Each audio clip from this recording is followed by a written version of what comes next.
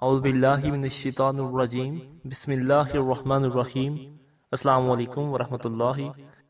آج ہم قرآن پاک کی سورہ حجرات سے تلاوت، ترجمہ اور تفسیر کا آغاز کریں گے۔ بسم اللہ الرحمن الرحیم۔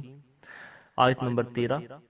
یا ایھا الناس انا خلقناکم من ذکر و انثی وجعلناکم شعوبا وقبائل لتعارفوا ان اکرمکم عند اللہ اتقاکم ان اللہ علیم خبیر۔ ترجمہ: اے لوگو، ہم نے تمہیں ایک مرد اور ایک عورت سے پیدا کیا اور تمہیں قومیں اور قبیلے بنایا تاکہ تم آپس میں پہچان رکھو۔ بے شک اللہ کے یہاں تم میں زیادہ عزت والا وہ ہے جو تم میں زیادہ پرہیزگار ہے۔ بے شک اللہ جاننے والا خبردار ہے۔ تفسیر: ارشاد فرمایا، اے لوگو، ہم نے تمہیں ایک مرد حضرت آدم علیہ السلام اور ایک عورت حضرت حوا رضی اللہ تعالیٰ عنہما سے پیدا فرمایا، اور جب نسب کے اس انتہائی درجے پر جا کر تم سب کے سب مل جاتے ہو تو نسب میں ایک دوسرے پر فخر اور بڑائی کا اظہار کرنے کی کوئی وجہ نہیں۔ سب برابر ہو اور ایک جد اعلیٰ کی اولاد ہو، اس لیے نسب کی وجہ سے ایک دوسرے پر فخر کا اظہار نہ کرو۔ اور ہم نے تمہیں مختلف قومیں، قبیلے اور خاندان بنایا تاکہ تم آپس میں ایک دوسرے کی پہچان رکھو اور ایک شخص دوسرے کا نسب جانے، اور اس طرح کوئی اپنے باپ دادا کے سوا دوسرے کی طرف اپنے آپ کو منسوب نہ کرے، نہ یہ کہ اپنے نسب پر فخر کرنے لگ جائے اور دوسروں کی تحقیر کرنا شروع کر دے۔ یاد رہے کہ دنیا میں وہ امور اگرچہ کثیر ہیں کہ جن کی وجہ سے فخر و تکبر کیا جاتا ہے، لیکن نسب ان میں سے سب سے بڑا امر ہے، کیونکہ مال، حسن اور بزرگی کی وجہ سے کیا جانے والا تکبر ہمیشہ نہیں رہتا، بلکہ ان چیزوں کے ختم ہونے پر تکبر بھی ختم ہو جاتا ہے، جبکہ نسب کی وجہ سے کیا جانے والا تکبر ختم نہیں ہوتا، اس لیے یہاں بطور خاص اسے ذکر کیا گیا۔ فخر و تکبر کے اسباب میں سے ایک اہم سبب اپنے نسب کے ذریعے دوسرے پر تکبر کرنا ہے۔ اس کے بارے میں امام محمد غزالی رحمۃ اللہ تعالی فرماتے ہیں، جس آدمی کا نسب اچھا ہو وہ دوسرے نسب والوں کو حقیر جانتا ہے، اور بعض لوگ حسب و نسب کے ذریعے اس طرح تکبر کرتے ہیں کہ گویا دوسرے لوگ ان کی ملکیت میں اور ان کے غلام ہیں، وہ ان سے میل جول کرنے، ان کے پاس بیٹھنے سے نفرت کرتے ہیں، اور اس کا نتیجہ ان کی زبانوں پر یوں آتا ہے کہ تکبر کرتے ہوئے دوسروں کو گھٹیا قسم کے الفاظ سے پکارتے ہوئے کہتے ہیں کہ تم کون ہو، تمہارا باپ کون ہے، میں فلاں کا بیٹا ہوں، تمہیں مجھ سے بات کرنے یا میری طرف دیکھنے کا حق کیا ہے، تو مجھ جیسے لوگوں سے بات کرتا ہے اور مجھ سے اس قسم کی گفتگو کرتا ہے، وغیرہ وغیرہ۔ یہ ایک ایسی پوشیدہ رگ ہے کہ کوئی بھی نسب والا اس سے خالی نہیں ہوتا، اگرچہ وہ نیک اور باعمل ہو، لیکن بعض اوقات حالت اعتدال پر ہونے کی صورت میں یہ بات ظاہر نہیں ہوتی، اور جب ان پر غصے کا غلبہ ہو تو وہ اس کے نور بصیرت کو بجھا دیتا ہے اور اس قسم کی گفتگو اس کی زبان پر آ جاتی ہے۔ حضرت ابو ذر غفاری رضی اللہ تعالیٰ عنہ فرماتے ہیں، نبی اکرم صلی اللہ علیہ وآلہ وسلم کی موجودگی میں ایک شخص سے میری تکرار ہو گئی تو میں نے کہا، اے کالی عورت کے بیٹے، تو نبی کریم صلی اللہ علیہ وآلہ وسلم نے ارشاد فرمایا، اے ابو ذر، صاف پورا نہیں بھرا جاتا، سفید عورت کے بیٹے کو سیاہ عورت کے بیٹے پر کوئی فضیلت نہیں۔ حضرت ابو ذر غفاری رضی اللہ تعالیٰ عنہ فرماتے ہیں، میں لیٹ گیا اور اس شخص سے کہا کہ اٹھو اور میرے رخسار کو پامال کر دو۔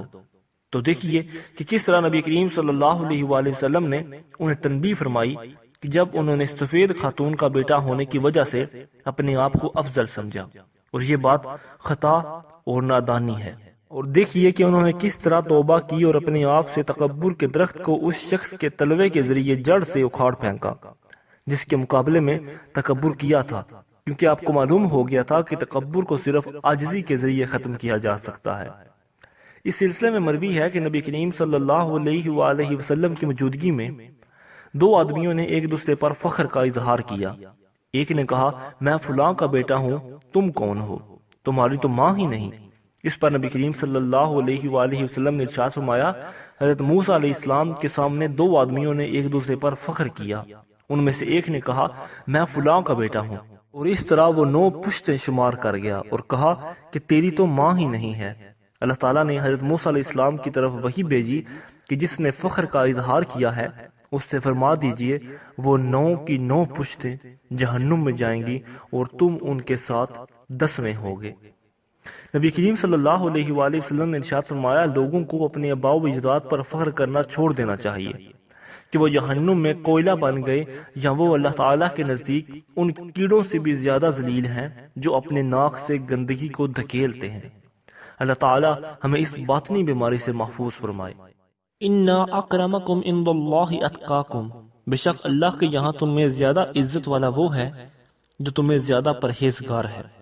آیت کے اس حصے میں وہ چیز بیان فرمائی جا رہی ہے جو انسان کے لیے شرافت اور فضیلت کا سبب ہے اور جس سے اسے اللہ تعالیٰ کی بارگاہ میں عزت حاصل ہوتی ہے۔ چنانچہ ارشاد فرمایا کہ بے شک اللہ تعالیٰ کی بارگاہ میں تم میں سے زیادہ عزت والا وہ شخص ہے جو تم میں زیادہ پرہیزگار ہے۔ بے شک اللہ تعالیٰ تمہیں جاننے والا اور تمہارے باطن سے خبردار ہے۔ شان نزول، نبی رحمت صلی اللہ علیہ وآلہ وسلم مدینہ منورہ کے بازار میں تشریف لے گئے۔ وہاں ملاحظہ فرمایا کہ ایک حبشی غلام یہ کہہ رہا تھا جو مجھے خریدے اس سے میری یہ شرط ہے کہ مجھے رسول صلی اللہ علیہ وآلہ وسلم کی اقتداء میں 5 نمازیں ادا کرنے سے منع نہ کرے۔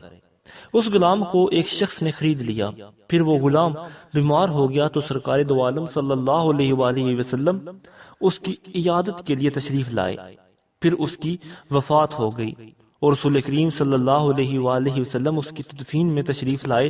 اس کے بارے میں لوگوں نے کچھ کہا تو اس پر یہ آیت نازل ہوئی۔ اس سے معلوم ہوا کہ اللہ تعالیٰ کی بارگاہ میں عزت اور فضیلت کا مقدار نسبت نہیں بلکہ پرہیزگاری ہے، لہٰذا ہر مسلمان کو چاہیے کہ وہ نسب پر فخر کرنے سے بچے اور تقوی و پرہیزگاری اختیار کرے تاکہ اللہ تعالیٰ کی بارگاہ میں اسے عزت و فضیلت نصیب ہو۔ ترغیب کے لیے یہاں اس سے متعلق 3 احادیث ملاحظہ ہوں۔ نمبر 1، حضرت عبداللہ بن عمر رضی اللہ تعالیٰ عنہ فرماتے ہیں فتح مکہ کے دن حضرت صلی اللہ علیہ وآلہ وسلم نے خطبہ دیتے ہوئے ارشاد فرمایا اے لوگو، اللہ تعالیٰ نے تم سے جاہلیت کا غرور اور ایک دوسرے پر خاندانی فخر دور کر دیا ہے، اور اب صرف 2 قسم کے لوگ ہیں۔ پہلے نیک اور متقی شخص جو کہ اللہ تعالیٰ کی بارگاہ میں معزز ہے۔ نمبر 2، گنہگار اور بدبخت آدمی اللہ تعالیٰ کی بارگاہ میں ذلیل و خوار ہے۔ تمام لوگ حضرت آدم علیہ السلام کی اولاد ہیں اور حضرت آدم علیہ السلام کو اللہ تعالیٰ نے مٹی سے پیدا کیا۔ اللہ تعالیٰ ارشاد فرماتا ہے قرآن پاک میں، ترجمہ اے لوگو، ہم نے تمہیں ایک مرد اور ایک عورت سے پیدا کیا اور تمہیں قومیں اور قبیلے بنایا تاکہ تم آپس میں پہچان رکھو۔ بے شک اللہ کے یہاں تم میں زیادہ عزت والا وہ ہے جو تم میں زیادہ پرہیزگار ہے، بے شک اللہ جاننے والا خبردار ہے۔ نمبر 2، حضرت عطا بن خالد رضی اللہ تعالیٰ عنہ فرماتے ہیں میں خطبہ حجۃ الوداع کے دن نبی کریم صلی اللہ علیہ وآلہ وسلم کے منبر اقدس کے نیچے بیٹھا ہوا تھا۔ آپ نے اللہ تعالیٰ کی حمد و ثنا کی، پھر فرمایا بے شک اللہ تعالیٰ ارشاد فرماتا ہے۔ اس کے بعد آپ صلی اللہ علیہ وآلہ وسلم نے انہی آیات کی تلاوت فرمائی۔ تو کسی عربی کو اجمی پر کوئی فضیلت حاصل نہیں اور نہ ہی کسی اجمی کو عربی پر فضیلت حاصل ہے، کسی کالے کو گورے پر کوئی فضیلت حاصل نہیں اور نہ ہی کسی گورے کو کالے پر کوئی فضیلت حاصل ہے، بلکہ فضیلت صرف تقوی اور پرہیزگاری سے ہے، تو جو متقی اور پرہیزگار ہے وہی افضل ہے۔ نمبر 3، حضرت علی المرتضیٰ کرم اللہ تعالی وجہ الکریم سے روایت ہے رسول اللہ صلی اللہ علیہ وآلہ وسلم نے ارشاد فرمایا جب قیامت کا دن ہوگا تو بندوں کو وہ اللہ تعالیٰ کے سامنے کھڑا کیا جائے گا، اس حال میں وہ غیر مختون ہوں گے اور ان کی رنگت سیاہ ہوگی، تو اللہ تعالیٰ ارشاد فرمائے گا اے میرے بندو، میں نے تمہیں حکم دیا اور تم نے میرے حکم کو ضائع کر دیا، اور تم نے اپنے نسبوں کو بلند کیا اور انہی کے سبب ایک دوسرے پر فخر کرتے رہے۔ آج کے دن میں تمہاری نسبوں کو حقیر و ذلیل قرار دے رہا ہوں، میں ہی غالب حکمران ہوں، کہاں ہیں متقی لوگ؟ کہاں ہیں متقی لوگ؟ بے شک اللہ تعالیٰ کی یہاں تم میں زیادہ عزت والا وہ ہے کہ جو تم میں زیادہ پرہیزگار ہے۔